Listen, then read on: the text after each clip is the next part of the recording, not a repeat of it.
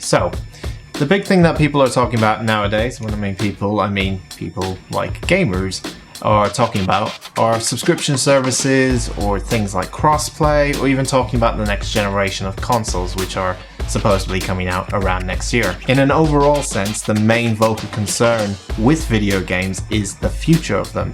How and where we play our video games and what possible future can come out of that. So in the first of many videos coming to different level, we want to openly discuss the future of video games. Is it a scary one? Is it a not so scary one? How exactly is this turning out, and how is that going to shape our video game world in the future? Well, one of those futures, or future tech, is already here. In fact, we've been dabbling in it for the last couple of years, trying to make sense of it and trying to make up our minds to see if it's worth spending our money on. I am in fact talking about VR. But VR has been questioned quite a lot. There's a lot of questions around it for the last couple of years. Is it just going to be a gimmick? Is it going to be around for long? Can it be sustainable? Why is it so bloody expensive to get one? Is it going to be cheaper? So to answer that question, or at least try to answer that question, I got one myself and I decided to give it a little bit of a spin.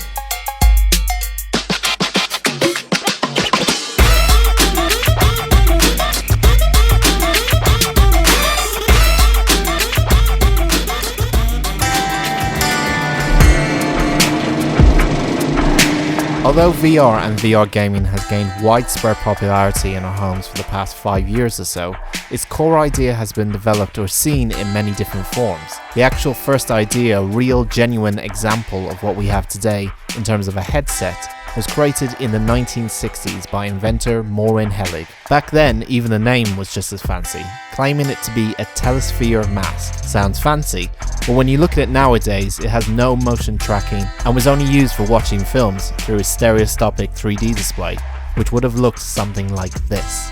Eventually, for the next 10 years or so, motion tracking was added to the headsets, but the concept idea of what we experience today was actually a concept created by Evan Sunderland, a concept called the ultimate display, in which Evan would describe a user entering or simulating a reality to the point where you couldn't tell the difference between the real and the simulated world.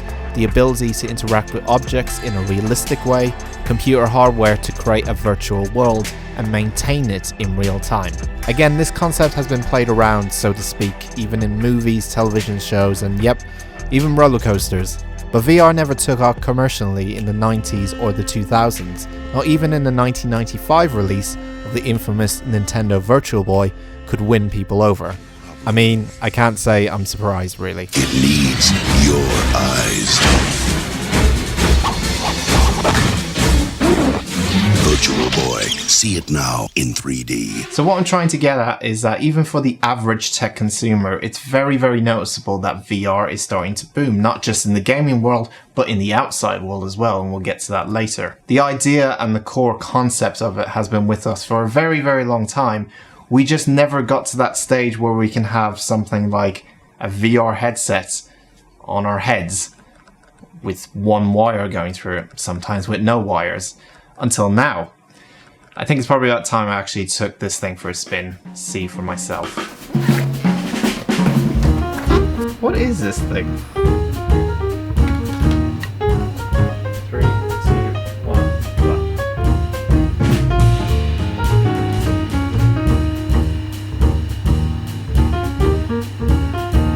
When it comes to the here and now with VR, there's a couple of things I notice as my time as a newbie with this way of playing video games.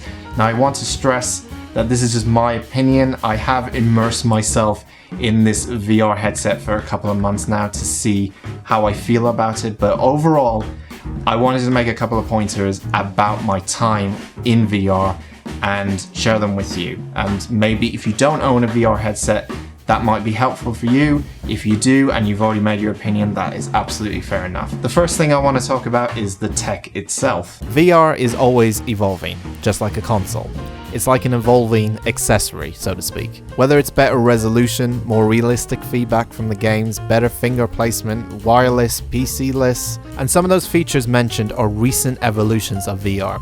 The HTC Vive I purchased doesn't have any of these things, and okay, fair enough, it's not the latest model or anything, but this thing I purchased just came out 3 years ago. And given that VR currently is more than the price of a console right now, that says a lot. The good thing about this technology is that there are many VR headsets available for all types of budgets. I mean, you can even get a basic version of VR on your phone nowadays. The Oculus Quest, which doesn't even need a PC to run the thing, and there is of course VR headsets that work with 6-year-old consoles. There's a couple of options out there, which I think is a good thing, especially if VR wants to make a splash in the market for all types of gamers. Okay, maybe all that stuff is not important. Maybe what makes a good VR experience is the VR games themselves. Well, there's been some pretty fun experiences I've had with games, and that's a big selling point. Beat Saber, probably the most popular VR game right now, reminds me of my Guitar Hero days in a new, fresher take on rhythm-based games. Remember I mentioned movies and showed The Matrix earlier? Well, Superhot VR is probably the closest thing to actually being in The Matrix for me. Dodging bullets, making quick decisions with weapons, and how I go about attacking foes. Superhot was always a good game without the VR aspect, but with VR, it truly adds a new dimension to the game. Of course, we have ports as well, the games that were never originally released for VR, but with the likes of Bethesda, they have managed to convert their big franchises in experiences like Doom VFR, and even full-blown games like Fallout 4 VR and Skyrim VR. But besides a handful of games, nothing really in my eyes is a system seller. For the PC, the Steam store has been filled with early access VR titles or free-to-play experiences. You could say it's a desperate attempt to get people to jump onto VR as soon as possible, instead of making meaningful VR titles from the ground up. Not saying that all games are early access or free-to-play, it's just that there are lots, and the majority I see are in that category. But the good thing with VR is that there's plenty of choice there. Just not 100% confident the majority are either polished games or games you'll play for 5 minutes and then uninstall. And just like a console, we also have exclusivity as well with all our VR choices. So what about the more traditional way of playing video games? Is VR better? Is it a more better experience than playing on a controller or a mouse and keyboard? Or is that irrelevant? Well, on one hand, VR is truly an incredible experience the first time you try it. VR was clearly made to make you more immersed in your video games, and there's nothing else quite like it on the market. And if I could choose VR gaming over traditional gaming, just in terms of how it makes you feel, VR would win 100% of the time. Yes, you could have the biggest 4K Ultra TV in the world, but VR very quickly messes with your brain, and once you're into the swing of things in virtual reality, you switch off from the outside world around you, and it's an incredible feeling. On the other hand, VR is something I wouldn't like to play every day. You see, while VR is truly the most impressive bit of tech we've had in video games for a very long time, and I've been having a great time with it, something started to happen about a month or so into the process of playing VR games. I'll put it as simple as possible. VR felt like a bit of a chore after a while. Now I know that makes me sound incredibly lazy, that playing video games is hard work or something, but there's a few reasons for that statement. Firstly, after I had my fill of VR after a few months, the wowness of the whole thing just started to go. Some days I'd come home from a tired day from work and I'd look at the VR headsets, and then I look at my controller, and then I look at my VR headset, and then I look at my... I picked the controller. Sorry for this suspense, I guess. Sure, there'll be some weeks when I play VR when I wasn't tired or didn't want to clear the room and set the room up for VR, but weeks became days, and days became hours, and hours eventually became minutes. No longer was I saying wow every time I walked around the wastelands in Fallout 4, looking up at the close details of the world and shooting my way out of town, and instead I had to stop after playing for an hour because I had motion sickness. I don't like this. This is just walking. Which is another thing I'm struggling with VR at the moment, is motion sickness. I try to get over the hump of getting rid of motion sickness, and the way you do that is by playing more VR.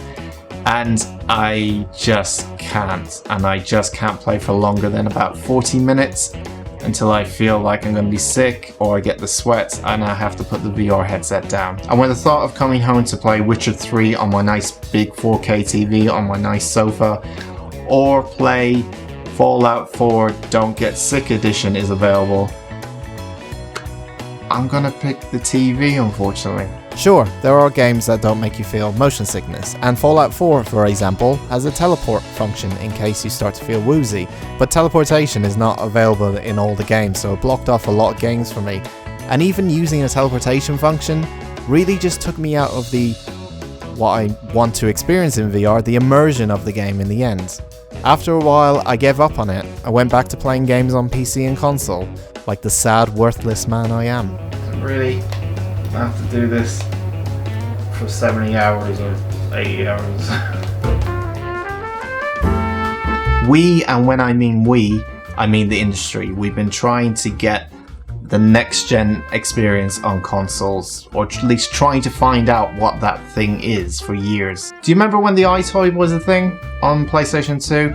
I had so much fun with that thing. I used to play the iToy all the time. It was actually one of my most played, I guess, gadgets or tech or accessories for a console that I had. I absolutely loved the iToy. I thought it was revolutionary. I thought it was amazing that I could see myself on the screen and do motions and then interact with the actual video game on the screen by just moving my hands. And then the Kinect came along and it tried to build on that sort of a deal, and it never really lasted. In fact, those technologies only lasted about 3, maybe 5 years at the most until they were completely dead. And right now, we are a good 5 years into the public buying VR headsets, and people still want them. Why is that? Well, the obvious answer is that VR works for the most part. It puts the previous tech I just mentioned to shame. It's such a huge leap in tech and immersion in playing video games in a different way that it wows almost anyone who even tries it. But I think there's a big difference in trying one of these things to owning a VR headset. I get the feeling that for quite a lot of people, VR was a cool thing to have for a while, and now after a few months of owning it, nothing really excites them anymore, just like myself. Again, I'm probably the sad, worthless man that I am. A big issue to this is the lack of must-play games. I personally haven't had anything down as a must-play or a system seller. Which VR game is the God of War PS4 system seller type of game? It feels much more like a case of once you try a VR game, you've tried them all. In some sort of fashion, you sort of get used to what to expect from a VR title. But I stress, VR games are amazing, the whole VR experience is great, but as I said, I sort of had all I could eat after a few months. I just was burned out from it. Personally, I didn't have too many issues with this, but on occasions it's got in the way. But one major holdback for people is space. The space needed to move around, especially with a HTC Vive. Now the good thing about it is that there are options again. You can have many games play in room scale or just by standing. But if you want the real proper experience though, having a big room is the way to go with a lot of these games. If you don't have that, well, there's other interesting solutions outside of your home. In my nearby town of Brighton lives a VR cafe with all the space in the world. People can pay to rent the VR headset, have lots of room to move, and enjoy the feeling of not having to worry about setting up VR in a room ever again, or keeping up to date with the latest VR headset or upgrading your PC. I think that's what's interesting with VR and what works. It feels more like an experience you can go have every once in a while in places like VR cafes I just mentioned. Like it's the 2019 version of an arcade. You can go there every once in a while with friends and don't overload yourself with the experience of playing VR at home, because then it feels fresh. And I think that side of playing VR games works best for VR casuals like myself. So jumping in headfirst with VR and talking about my experience with it, it's time for a conclusion time. Do I think this is the future of video games? No, but I think this is an extension of it. What I mean by that is that technology is rapidly moving so fast that we can't say for sure that this version of VR will be around in 10 or 15 years. just like the Ultimate Display. But just like the Ultimate Display, the iToy and the Connected, it's setting the foundations of a new way to play games. For all we know, we could have like a hologram experience in about 10 to 15 years just in our living rooms with no headset needed. So VR is the future, yes. It's the future for now, but it's building up to the next thing, just like the old technologies did as well. It's also for a particular set of gamers. There are people like myself who love VR, but also love the more traditional way of playing games a lot more. And we can't really justify buying or investing in a headset that's super expensive most of the time, or even keeping up with the new headsets that have tech moving so quickly on them. On the other hand, there are the more hardcore, less casual users that use VR a lot and they love it and they prefer it over the more traditional way because VR has given them something that the more traditional way of playing games never could give them. The one thing I would say about VR is that there are options out there to suit everyone's needs, which I think is vital going forward. Traditional gaming is not going away and it's not getting taken over by VR, I can 100% guarantee that.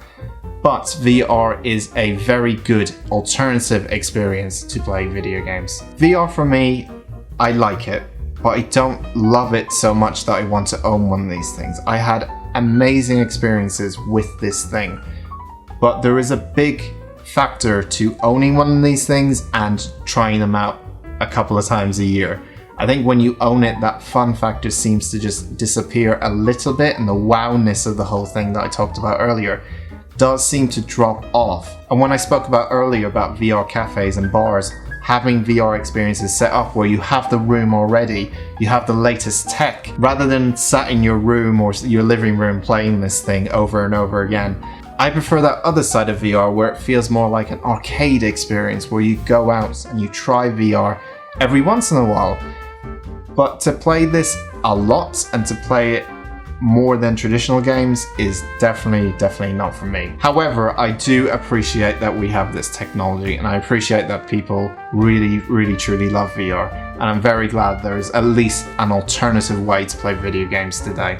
I also think from just observing people playing VR, it's an amazing thing to get family members or people who've never tried video games to get into video games, because it's a great learning, easy to use experience. You just put a headset over them and they suddenly go, oh my god, this is amazing. I think it's a really good way to get people into video games actually, which I think when you hand someone over a controller for like traditional gaming sense, you gotta teach them the buttons, you gotta say you've got, that's the jump button and that does that, and they just will lose interest straight away. But with VR, it's just moving, it's just motion, it's something we're all familiar with, and it's you looking around and picking stuff up, and I think it's a really good thing to get people into video games actually. Anyway, let me know what you think about this video. If you're a VR owner yourself and you have a comment to make about owning a VR system, or you're someone who's looking to get a VR system but are unsure if it's worth the price, let me know in the comments below. Also subscribe to this channel, Different Level, as well if you want to see similar videos like this, and also check out our documentaries on video games as well. Until next time, I'm gonna go back in again and hopefully don't get motion sickness this time. I'll see you next time. Bye bye.